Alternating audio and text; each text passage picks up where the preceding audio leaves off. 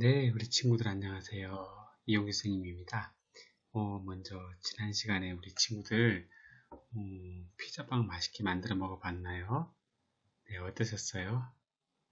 네, 선생님은 개인적으로 만들었을 때 어, 저번 영상에도 설명했듯이 도우가 너무 달콤해서 조금 피자와 어울리지 않는다라는 느낌을 많이 받았고, 그래서 피자는 좀 짭짤하면서 좀 매콤한 맛, 그리고 좀 토마토 케찹의 새콤한 맛, 달콤한 맛으로 먹는데 너무 달콤한 맛이 강하다 보니까 피자빵 본연의 맛을 해치는 것 같아서 조금 아쉬운 마음이 들었습니다. 그래서 다음번에 만들 때는 팬케이크 가루를 쓰지 않고 그냥 일반 밀가루를 썼으면 더 좋을 것 같다는 생각을 했었습니다. 네, 여러분들 이제 점점 만들어 갈 게 늘어나고 있지요. 지난번 계란빵 만들기, 그리고 이번에 피자빵 만들기. 여러분들 집에 있으면서 한 끼를 뭐 먹을지 고민하지 말고 간편하게 그리고 간단한 재료로 만들 수 있는 피자빵과 계란빵 한번 꼭 만들어서 여러분들 인증샷 한번 올려주면 너무너무 좋을 것 같아요. 네, 원래 사실은 이번 시간에 원래 하기로 했던 강의는 여러분들께 보내드릴 학습 구름이 3차 분에 대한 소개를 여러분에게 드리려고 했어요. 그런데 물품이 아직 도착을 안 했어요. 선생님이 물품 주문을 여러분들을 위해서 엄청난 꾸러미를 준비했는데 그 물품들이 다 도착하지 않아가지고 여러분들에게 소개를 드릴 수가 없고, 소개는 아마 다음 주 화요일 영상에 소개가 될 거고, 물품은 대략 월요일이나 화요일쯤에 여러분들이 찾아갈 수 있도록 조치를 할 예정입니다. 거기에 정말 많은 것들을 담았어요. 이번에는 야심차게 선생님이 집에서 만들 수 있는, 간단하게 만들 수 있는 키트 같은 것들도 많이 준비했고, 만들어 먹을 수 있는 것도 준비했고, 그릴 수 있는 것들 뭐 등등 해서 여러 가지 많은 재료들을 준비했으니까 여러분들 3차 꾸러미도 기대해 주시기 바랍니다. 네, 수업하기에 앞서서 먼저 공지사항 하나 공지하고 바로 수업 진행할게요. 저희가 맨날 1학기 때부터 선생님이랑 목회지 선생님, 그리고 2학기 때는 선생님이랑 한지수 선생님 계속 퐁당퐁당 이렇게 수업을 계속 한 번씩 번갈아 가는데, 이 번갈아 가는 흐름을 깨주실 분이 등장했습니다. 과연 누굴까요?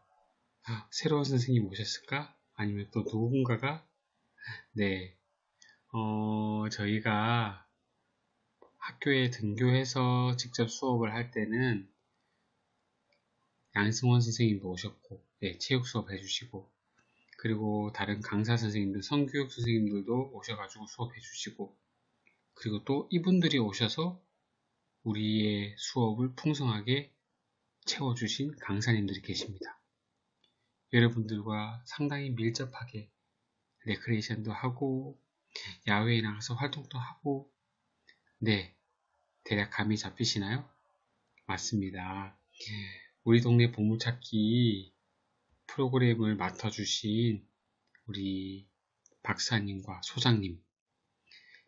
소장님께서 당장 다음 주부터 해서 일주일에 한 번씩 매주 수요일 날 우리 지원반 수업에 참여하셔서 여러분들에게 수업을 해주실 거예요.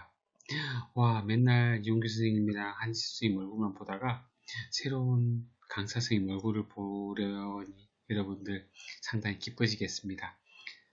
선생님보다 더 톡톡 튀는 아이디어와 재미로 여러분들에게 더 즐거운 시간이 될 것 같아서 선생님도 기대가 상당히 많이 되는데, 우리 남경순 선생님과 이은엽 선생님께서 다음 주 수요일 날부터 수업을 진행해 주실 예정이니까 그 부분 한번 생각을 해 주시고, 다음 주 수요일 날 선생님 얼굴이 안 나오더라도, 그리고 한지 선생님 얼굴이 안 나오더라도 놀라지 말고 여러분들 수업 잘 들어주시면 좋겠습니다.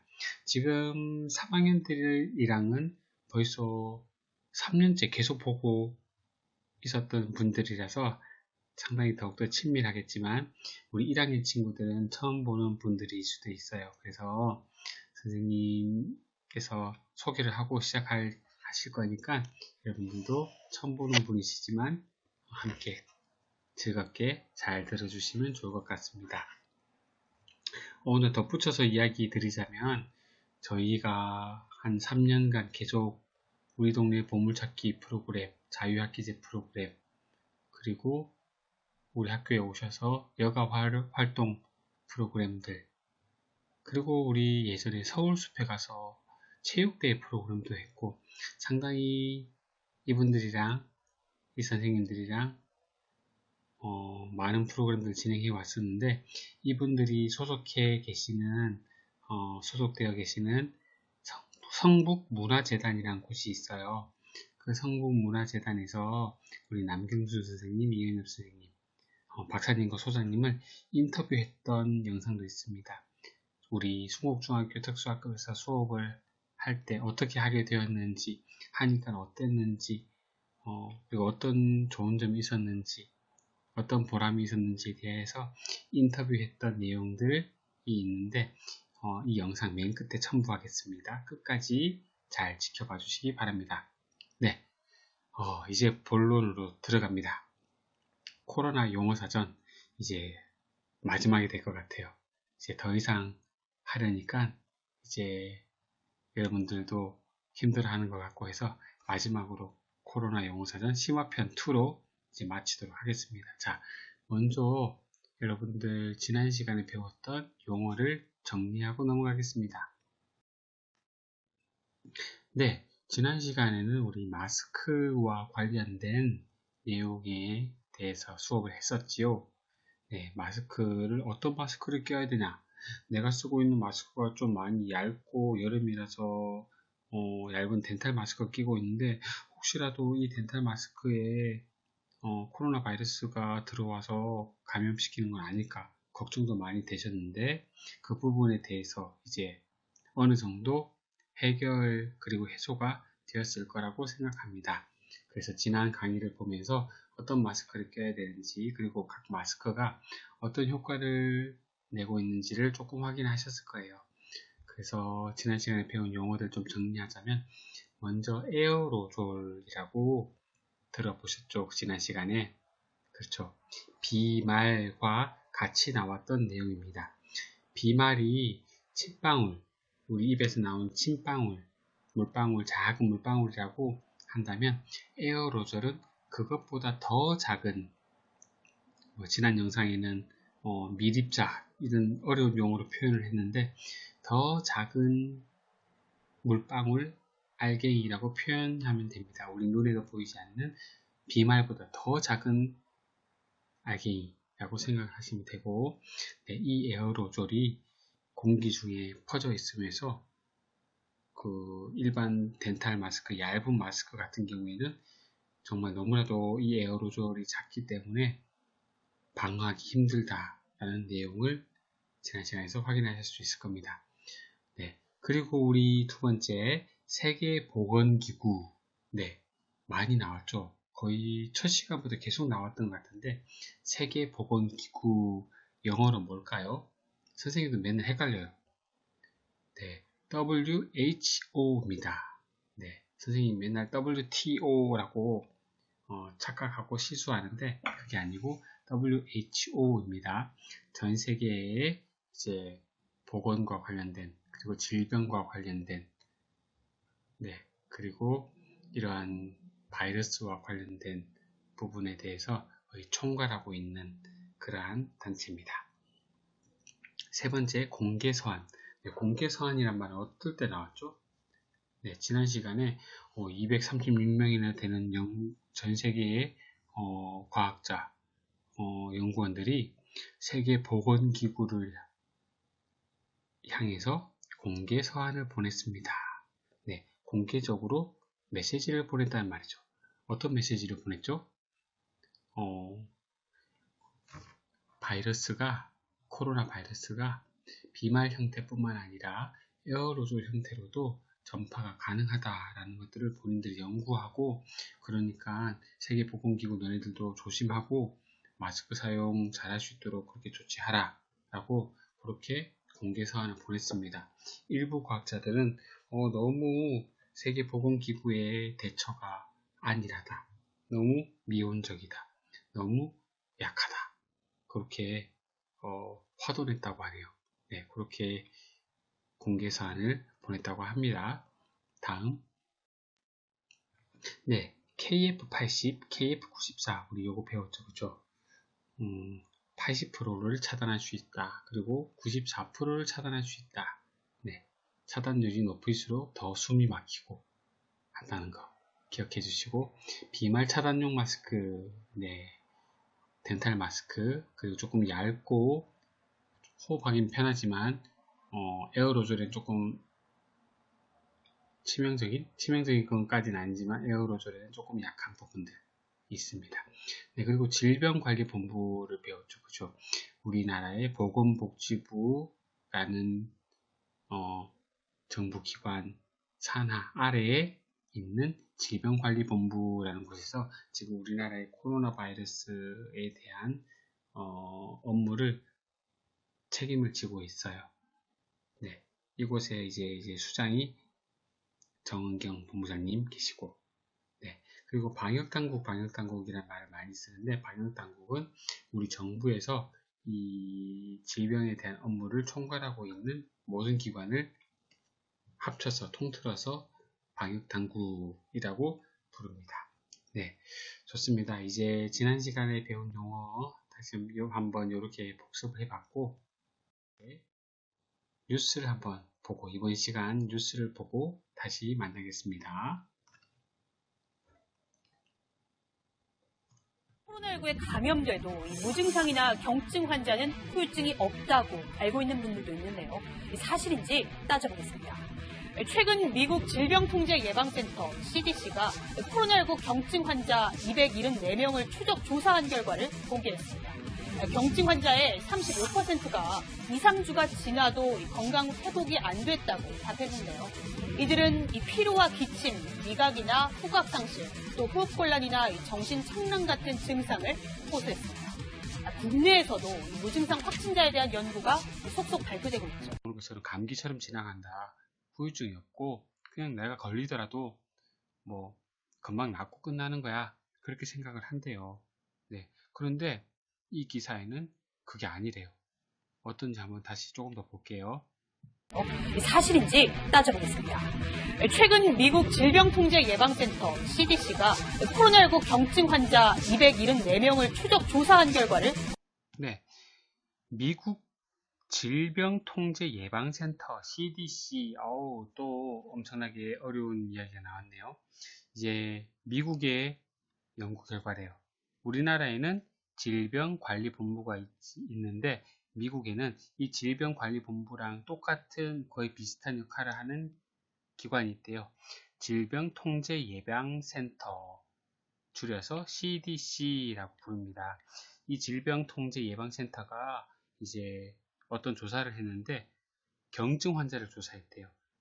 내가 코로나 바이러스에 감염되었지만 증세가 되게 열도 별로 안 나고 간단한 기침이라든가 감기 증세 비슷한 그렇게 경증 환자를 274명을 어떤 조사를 했대요. 어떤 조사를 했는지 한번 보겠습니다. 결과를 공개했대요. 공개했습니다. 경증 환자의 35%가 2~3주가 지나도 건강 회복이 안 됐다고. 오, 놀랍네요. 그냥 경증 환자 같은 경우에는 금방 그냥 완치가 되면 그냥 자연 치유되고 끝나는 줄 알고 다시 건강을 회복해서 정상 생활을 해야 되는 줄 알았는데, 그 경증 환자 중에 35%가 반보다 조금 안 되는 수치네요.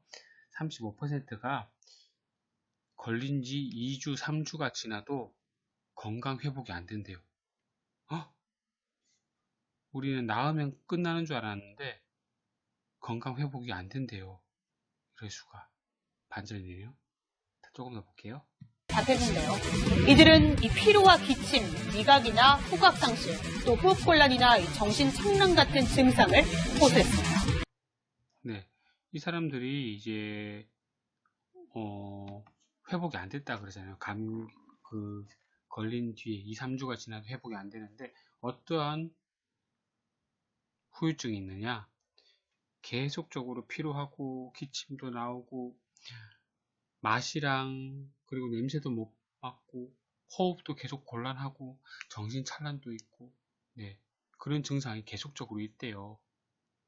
그래서 코로나 바이러스에 한번 걸리면 병원 가서 치료받고 자 완치됐습니다 퇴원하세요 라고 해서 내가 정말 건강해지고 그래서 정상적인 생활을 잘 할 수 있을 거라고 저도 생각했었는데 미국 질병통제센터였나요? 거기서 CDC에서 연구를 했는데 경증 환자 여러 명을 연구를 했는데 그 사람들 중에 35%가 계속적으로 이런 후유증이 남아있다고 합니다. 실제로 우리나라 언론에서도 어떤 코로나 바이러스에 걸려서 완치된 분의 그러한 인터뷰를 담은 적이 있어요. 부산대학교였나 교수님이신데 코로나 바이러스에 걸리고 난 이후에 자기의 몸의 증상에 대해서 남아있는 후유증에 대해서 상세하게 이야기를 하셨대요. 머리도 빠지고 체력도 많이 약해졌고 그리고 불면증도 계속 일어나고 그리고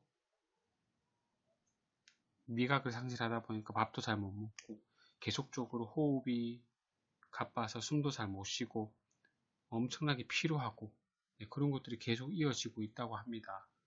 그래서 정말 일각에서는 어떤 사람들은 정말 몹쓸 병이라고 해요. 이 코로나 바이러스가. 그래서 우리 친구들은 정말 절대로 감염돼서는 안 되고 진짜 중요한 마스크 쓰기, 손 씻기 정말 그리고 지금 사회적 거리두기 단계다 보니까 가급적이면 조금 사람들이 많이 모인 곳에는 가지 않도록 하고 그렇게 해서 여러분들 우리 모두 건강하게 잘 지켜나갔으면 좋겠습니다. 국내에서도 무증상 확진자에 대한 연구가 속속 국내에서 우리나라에서도 무증상 확진자들에 대한 연구도 계속 발표되고 있다고 합니다. 이렇게까지 이제 뉴스가 마무리될 것 같습니다. 오늘도 뭐 되게 짧은 뉴스지만 여러 가지 내용들이 많이 나왔어요. 처음 배웠던 우리 경증 환자라는 내용도 나왔고 무증상자 그리고 미국 질병통제관리센터 CDC에 대해서도 배웠고 그리고 후유증이라는 말도 오늘 배웠네요. 그리고 이 새로운 사실들 코로나 바이러스에 걸리면 완치가 되더라도 후유증이 남는다 라는 이야기들을 배웠습니다. 이렇게 해서 우리 오늘 배운 내용들 마무리하고 여러분들 이제 코로나 관련된 용어 사전은 마치도록 할 겁니다. 이 뒤에 아까 전에 선생님 처음에 말씀드린 우리 소장님과 우리 박사님, 우리 동네 보물찾기 탐정 소장님과 탐정사무소 소장님과 박사님이 인터뷰하신 내용들 이 뒤에 이어져서 나오니 여러분들 끝까지 잘 관람해 주시기 바랍니다. 오늘도 수고하셨습니다. 안녕.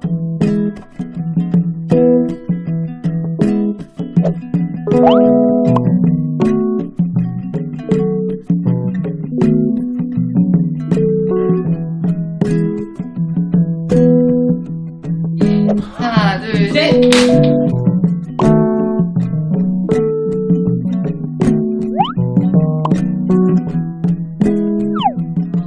이 수업의 처음 시작은 그 성북구의 초등학교 3학년 친구들이 하는 지역교과 연계 수업인 우리 동네 보물찾기라는 수업이 있어요. 굉장히 재밌어요. 그 수업을 이제 영상을 유튜브에 올렸는데 순곡중학교 이홍규 선생님이 보시고 너무 재밌겠다. 우리 그 중학교 친구들이긴 하지만 하면 재밌겠다라고 해서 이제 재단에 연락이 왔던 걸로 알고 있고 그거를 조금 형태를 바꿔서 이렇게 시작을 했어요. 보물찾기처럼 내 주변에 있는 보물을 탐색해보고 그런 걸로 첫 회를 했다가 회차가 늘어나고 그래서 조금씩 변화를 주고 그런 것들을 좀 다양하게 해보면서 했어요.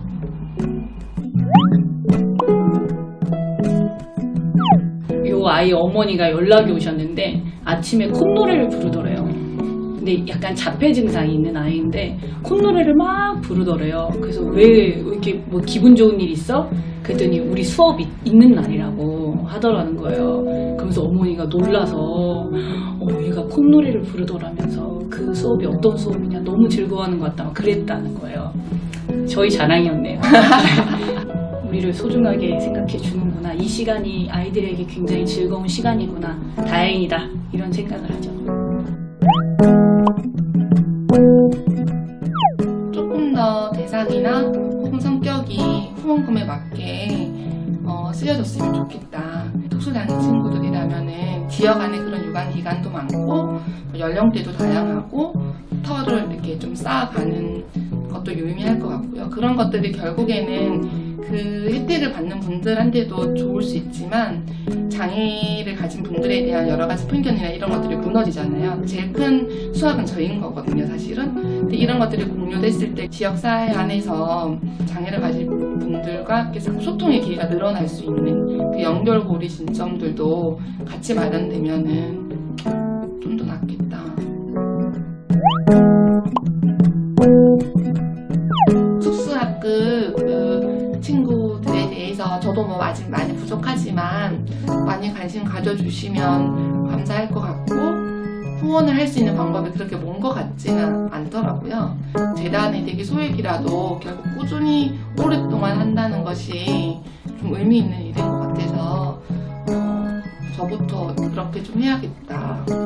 요 아이들이 이제 어딜 걸어가든 어딜 뛰어가든 안전한 그런 마을이 됐으면 좋겠다. 근데 그러려면 아이들의 어떤 동정의 눈빛이 아니라 정말 이해하는 그냥 한 명의 인격체로 존중하는 그런 많은 사람들의 한 명 한 명의 마음이 모아졌을 때 아이들도 이 사회의 한 일원으로 진짜 건강하게 살아갈 수 있지 않을까? 행복하게 같이 살자. 그런 생각이 듭니다.